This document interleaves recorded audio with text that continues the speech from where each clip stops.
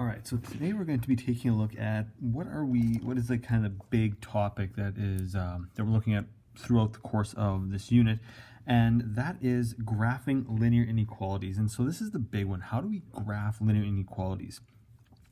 For this lesson here, we're going to take a look at how do we do that, just paper pencil, going back a little bit to what you did back in grade 10 and coming up with a solution to how do we graph these. We're going to start with linear equations, which you did last year, and then we're going to move into inequalities. So we're going to first look at linear functions and how do we graph linear functions. So let's remember that a linear function is a line which relates two different variables.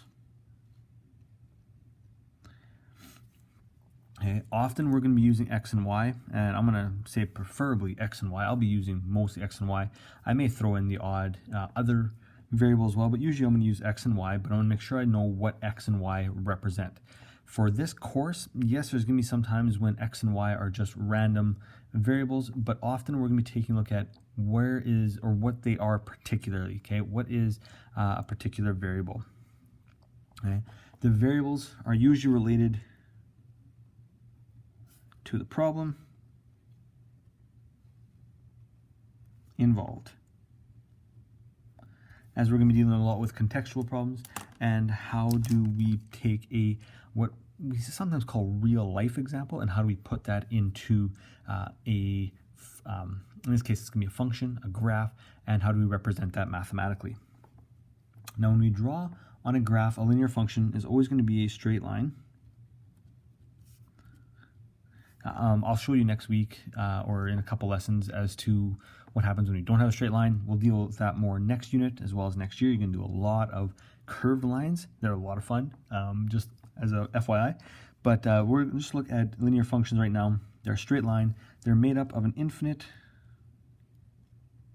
number of points, at least if there's no context to them, which each satisfies the equation / problem. Okay, so it's a straight line. It's going to represent that straight line represents many solutions. In this case, often, at least if there's no context, an infinite number of solutions to a problem. So how do we graph them out? Well, let's go through the first example, and we'll go through this list of how we're going to graph it out. First thing I want you always to do is put the equation into graphic form, and that's going to be this here. You may have learned last year that this is called slope-intercept form. And we're going to call it graphic form, slope-intercept. Both of those kind of work. Okay. So when you have that, we plot b, which is a y-intercept, on the y-axis. So that's this last number right here. Whatever number kind of shoots out at the end, that's going to be our y-intercept. So we plot that first. Then we move m, which is our slope, okay, to get to the second point. So whatever that is, rise over run, we move up and then across whatever we're given as the slope. And we'll go through a couple examples of how to do that and find a second point. Then we connect the points and we label. We label our 2 points, the y-intercept and the second point we found.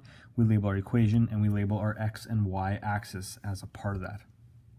So let's do one example. And this first example that I'm going to do is already in slope-intercept or graphic form. So what you'll notice here, we have y equals 1/2 x plus 4. And then, so I'm just going to kind of put our generic formula in there, y equals mx plus b.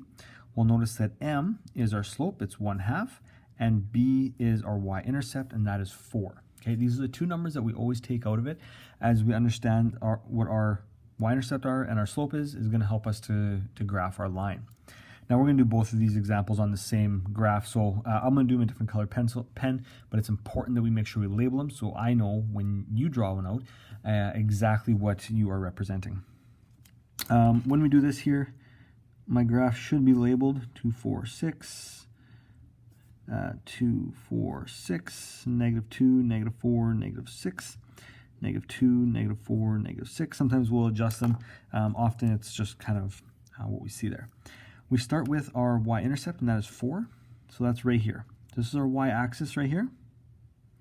And so we always plug in the point on our y-axis, which is our y-intercept, and that is 4. Then our slope is 1/2. Now, because these are all one apart, it's a little bit easier to see, but we're going to do a rise of 1, a run of 2. So we're going to go up 1 over 2. Okay, so this is our rise, this is our run. Okay, and this is, again, a review from last year. Hopefully there's a little bit of remembrance as to what we got there. So these are the 2 points on our graph, and then we're going to label them. So this is the point 2, 5, and this is the point 0, 4. Okay, those are 2 points. Make sure we label them so we know which points they are, which points we've been using. And then we draw a line through these 2 points, and we try to draw it as accurately as possible. I sometimes go off to other points as well and do that. There are arrows at the end of this line because it continues on forever and ever. This is the line y equals 1/2 x plus 4. And we label that. We've labeled the x and y axis as to what they are. In this case, it's just x and y. Once we get to contextual problems, we'll go through what is actually, maybe x represents our cost, maybe y represents our profit, and we can label exactly what those are. But this is how we graph out something in graphic form, or what we might call slope-intercept form.